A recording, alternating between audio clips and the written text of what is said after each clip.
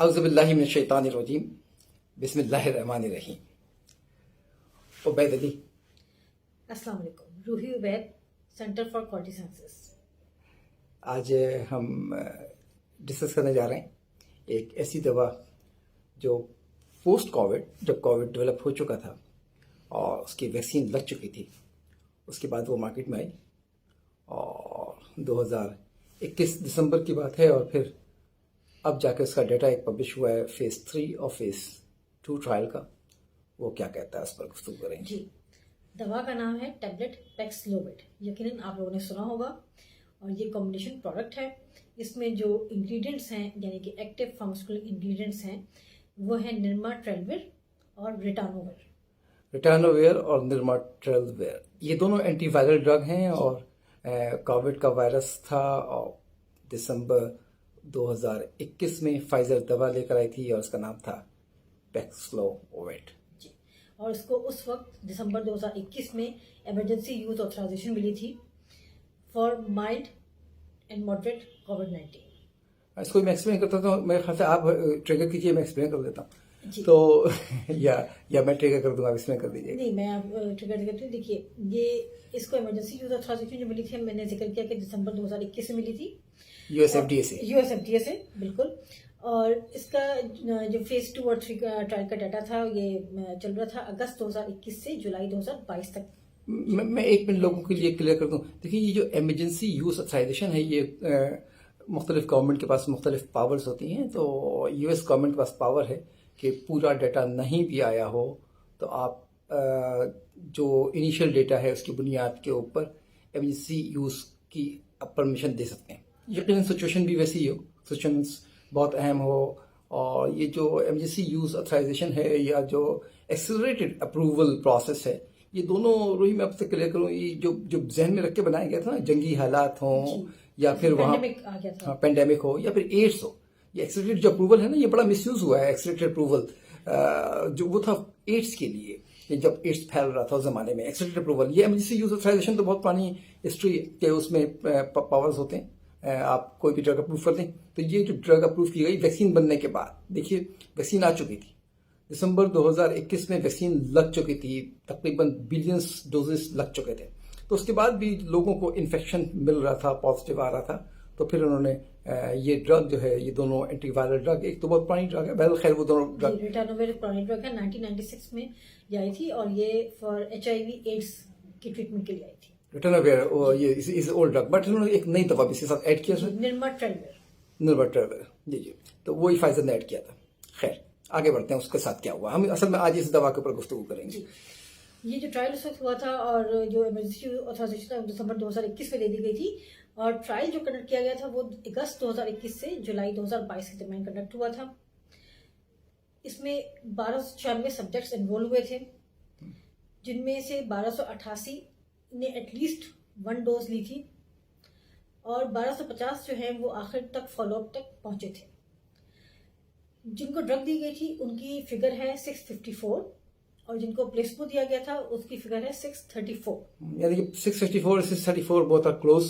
एक ग्रुप को आपने प्लेसबो दिया था और एक ग्रुप को दवा दी थी। ध्यान में रखिएगा, ये अगस्त से शुरू हुआ ट्रायल है 2021 से, और ये इसको जाना है जुलाई 2022 तक। और ये पहले ही दिसंबर में इसके ऊपर जो है वो इमरजेंसी यूज ऑथराइजेशन दे दी गई थी कि आप ये दवा खाइए, माइल्ड और मॉडरेट कोविड सिम्टम्स अगर आएंगे तो उसके लिए, उन लोगों के लिए। इसके लिए नहीं दी गई थी जो सीवियर कोविड है या जिनमें कोविड नहीं है, उनमें नहीं दी गई जी। ये तो बहरहाल अच्छा, ये ट्रायल कंडक्ट किया गया, इसका नाम था EPIC-HR।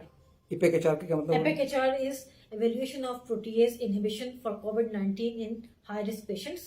अच्छा, ये चूंकि ये प्रोटीज इनहिबिटर्स हैं, ये दोनों दवा जो दोनों हमने विर की बात की है, एंटीवायरल ड्रग, बहुत आर प्रोटीज इनहिबिटर्स, तो इसलिए इस ट्रायल का नाम प्रोटीज इनहिबिटर्स का रखा गया था।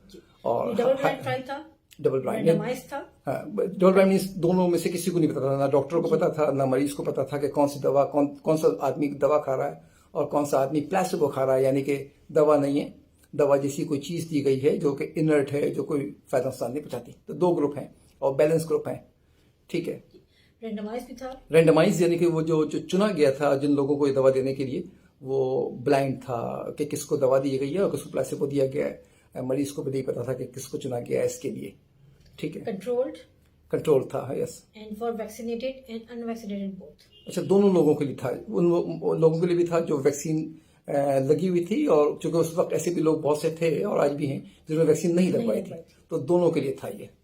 जी, जिनमें कोई रिस्क फैक्टर नहीं था सीवियर कोविड के लिए, और जो फुली वैक्सीनेटेड थे अडल्ट्स, उनमें एटलीस्ट वन रिस्क फैक्टर था फॉर सीवियर डिजीज।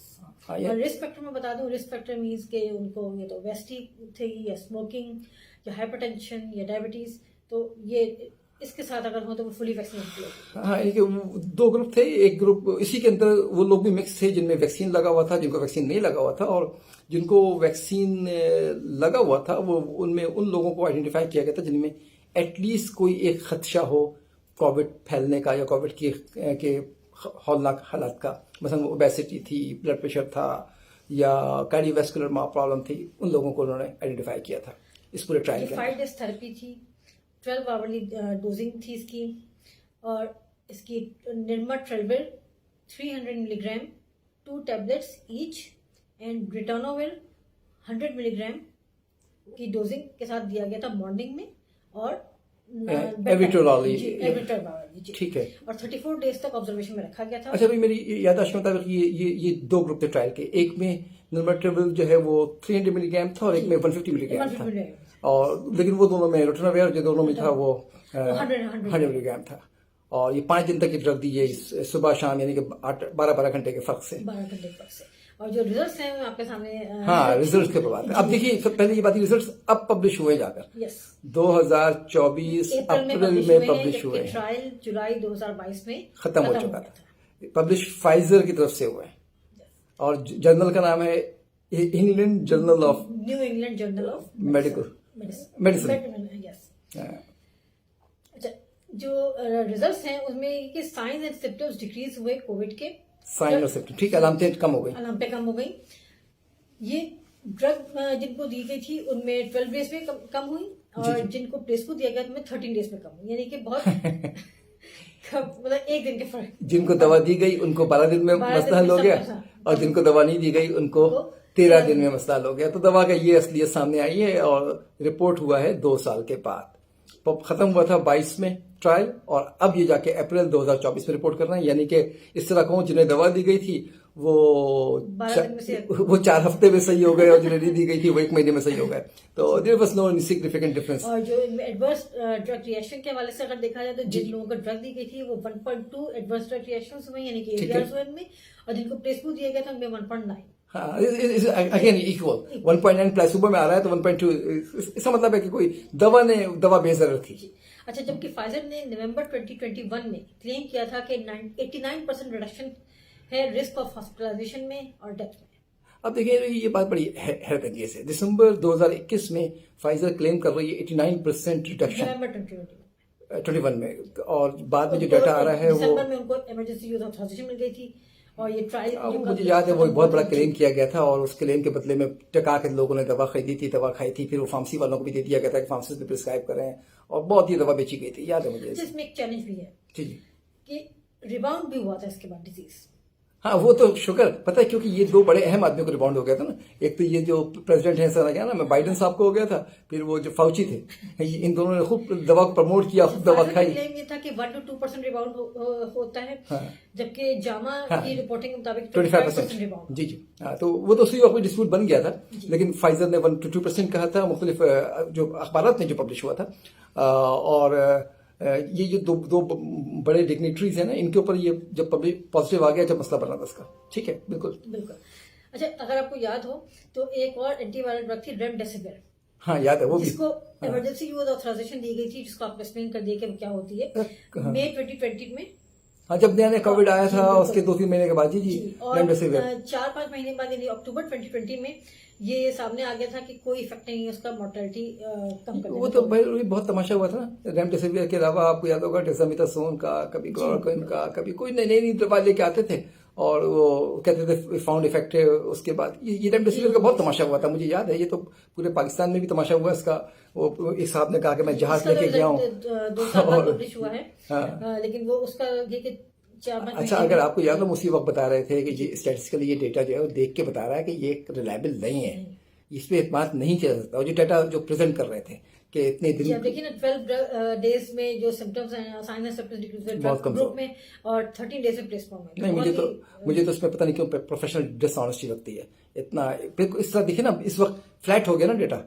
जो आपने 12 और 13 दिन जो बताया, प्लेसिबो में 13 दिन, उसमें 12 दिन, और फिर एक और अभी सामने आया है इसी महीने। नहीं, सवाल यह है कि 2022 से लेकर 2024 तक ही जो बहुत सारे लोगों ने इतनी सारी पब्लिकेशंस की, इतने टीवी पे लोग आए, एक दो दिन लोग तो नहीं आए, हजारों लोग दुनिया भर में आए, और दर्जनों पब्लिकेशंस हैं। जो दवा इस्तेमाल हुई, 12.6 बिलियन यूएस डॉलर पे किया गया। हाँ, वो तो उनकी $12.6 बिलियन जो उनके अब ने पे किया। और इस वक्त यूरोप में 2 बिलियन यूरो की ड्रग नियर टू एक्सपायरी है। पता नहीं कितनी इस्तेमाल की गई है। तो आप देखें, ये मामूली सा जो डाटा ऊपर नीचे किया गया है। और वैसे वही आपको बात बताऊँ, इसमें एक और केस भी है। जब ये ड्रग अप्रूव होने वाली थी ना, तो वहाँ तो उनकी जो सिक्योरिटी वो है एजेंसीज हैं, वो बहुत काम करती हैं, सिक्योरिटी एक्सचेंज जिनके हैं, तो उन्होंने उसको पकड़ा था उस लड़के को। वो आज भी वहाँ पर स्टेशन है, he was working in Pfizer, और पड़ोस के मुल्क का है वो। तो उसको उन्होंने प्रॉब्ली उसका फैसला करने जा रहे हैं, उसने कन्फेस कर लिया है, अब तो कन्विक्ट होने जा रहा है वो, कि उसने बताया था लोगों को बहुत इफेक्टिव ड्रग आ रही है। और तो उसकी वजह से शेयर की वैल्यूज जो है वो उन दोनों दोस्तों ने जो बड़ी थी, आपस में खरीद लिया था और पैसे में हेर फेर किया था। तो वो तो कहते हैं ना, उनके जो लोग हैं कि हम छोड़ेंगे नहीं, इंसाफ के कटघरे तक लेकर आएंगे। तो वो डाटा सामने आ रहा है, लेकिन अब बहुत देर से सामने आ रहा है, लेकिन ट्रस्ट लॉस्ट हो चुका है। और science is on thin ice, अगर हम कहें तो। नहीं, ट्रस्ट तो सिर्फ और सिर्फ फाइजर की बात नहीं है, ट्रस्ट तो साइंटिस्टों का बताइए, उसके बाद जिन लोगों ने, जिन अस्पतालों में, जिन डॉक्टरों ने, जिन लोगों ने पब्लिश करवाया, जिन्होंने पब्लिश किया, जिन्होंने रिव्यू किया, वो कौन लोग थे। जब अब जो डेटा आ रहा है वो रियल डेटा आ रहा है, फाइजर का अपना डेटा आ रहा है, फेज 2 फेज 3 क्लिनिकल ट्रायल का पब्लिश हो रहा है। और क्वेश्चन ये बढ़ता है कि क्यों इतना लेट पब्लिश हुआ डेटा। हाँ, ये तो बड़ी बदनीयती है, इसमें तो और तो कोई बात ही नहीं है। जब जुलाई 2022 में स्टडी मुकम्मल हो गई थी, आपने दिसंबर की डाटा पे तो अपने वो ले लिया था इमरजेंसी यूटिलाइजेशन, इस पे क्यों नहीं लिया आपने।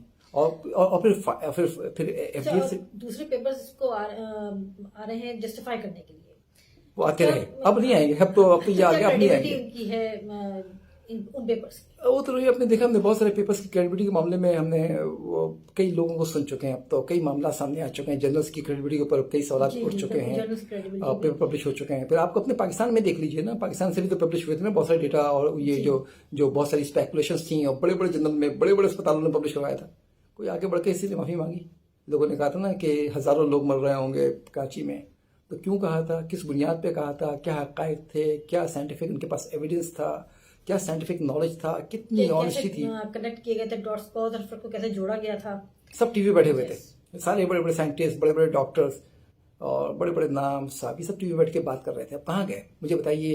$12.6 billion American government has paid for no reason. तो ये इस वक्त 2 बिलियन यूरो की दवा जो है यूरोप के अंदर एक्सपायर हो रही है, जिसके बारे में ये डाटा पब्लिश किया है England medical journal of medicine के ने। जामा ने पहले कह दिया था कि जी वो रिबाउंड हो रहा है। तो आप कह रहे थे नहीं, 89% जो है उसमें इफेक्ट मिल रहा है।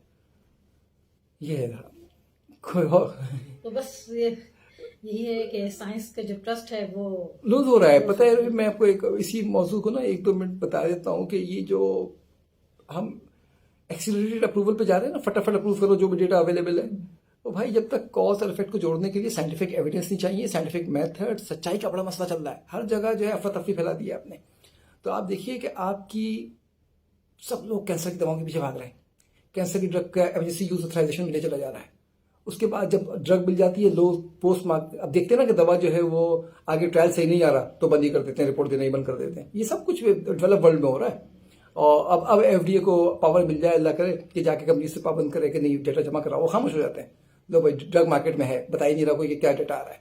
तो हमने तो बदतरीन तरीके से बाद में रिकॉल कर लो, बाद में विड्रॉ कर लो, बाद में प्रिकॉशन लगा दो, लेकिन वो जब तक क्या कुछ हो गया उस दौरान जी जो कुछ हो गया। तो ये एक्सटेंडेड अप्रूवल जो एड्स के जमाने में शुरू हुआ था ना, एड्स के लिए दवा के लिए एक्सटेंडेड अप्रूवल हो, फौरी तौर पर दवा अप्रूव हो जाए, इसको दोबारा सोचना पड़ेगा। और उनको मुझे तो लगता नहीं, पहले जितनी दवाएं हमने अप्रूव की हैं इन सबको एक फ्रेश आंखों के साथ विजिट करना पड़ेगा। जी, दुनिया तब्दील हो चुकी है। पहले घोड़ा गाड़ी चलती थी, अब वो गाड़ी चलती हैं। पहले इन्वायरमेंट में इतना गदलापन नहीं था, बहुत सारा गदलापन है। पहले खाने पीने का ये मिजाज नहीं था, अब खाने पीने का मिजाज डिफरेंट है, एवरीथिंग इज चेंज। तो कहीं ना कहीं हमें तो उस चेंज को फील करके और उसको करना पड़ेगा। आपको मेटा एनालिसिस की रिपोर्ट वाज़ा तौर पर बता रही है कि जो आपने पहले तय किया था वो अब नहीं मिल रहा, तो या तो पहले तय किया वो गलत था, या जो वाकई इसमें तब्दीली आ गई है। तो मुकम्मल कर लें। नहीं जी, मुकम्मल करते हैं इसको। तो ये है एक, हमने आपके सामने डाटा रखा, एक स्टोरी रखी, पैक्सलोविड फाइजर की ड्रग एंटी कोविड आपको इस्तेमाल करो, इसमें जो 2 एंटीवायरल इस्तेमाल किए गए थे फार्मेसी के बच्चों के लिए, मेडिकल बच्चों के लिए, कि एक जो था वो साइटोक्रोम P450 को इनहिबिट कर देता था, तो इसकी वजह से दूसरा बॉडी में लंबे अरसे रहता था, तो उसको मौका मिल जाता था उस वायरस के सेल, वायरस की जो प्रोटीन है उसको डैमेज करने का और उसको ग्रो करने से रोकने ये का। था रिटर्नोवेल। अच्छा, और ये ड्रग अप्रूव की गई थी, सिर्फ अभी भी अप्रूव्ड ही है, बल्कि वो तो एमजीसी यूज हटाकर रेगुलर यूज में कर दिया गया था, और ये किया गया था 12 साल से ज्यादा की उम्र के लोगों में। और कोई पूछे भाई 12 से 20 साल के बच्चों में तो कभी कोई प्रॉब्लम आई ही नहीं है, कोविड ने नुकसान नहीं बचाया। 12 साल से ज्यादा उम्र के लोगों के लिए, और जिनका जो वेट है वो एटलीस्ट 40 kg या 88 पाउंड्स हो। हाँ, ये इनकी रिक्वायरमेंट कंट्रोल सही है इनका। लेकिन पूछिए कोई ना कि भाई ये बच्चे 20 साल की उम्र तक के थे, उनको क्यों खिला दिया आपने? अच्छा, एक और बात, ये इस ड्रग के पैक्सलोविड के कई ड्रग्स के साथ इंटरेक्शन है, अराउंड 30 ड्रग्स के साथ इंटरेक्शन भी है। ड्रग इंटरेक्शन है, मिडाजोलैम है जिनमें रिफेम्पिसिन है, सिम्वास्टैटिन है जो कि कॉमन यूज ड्रग है।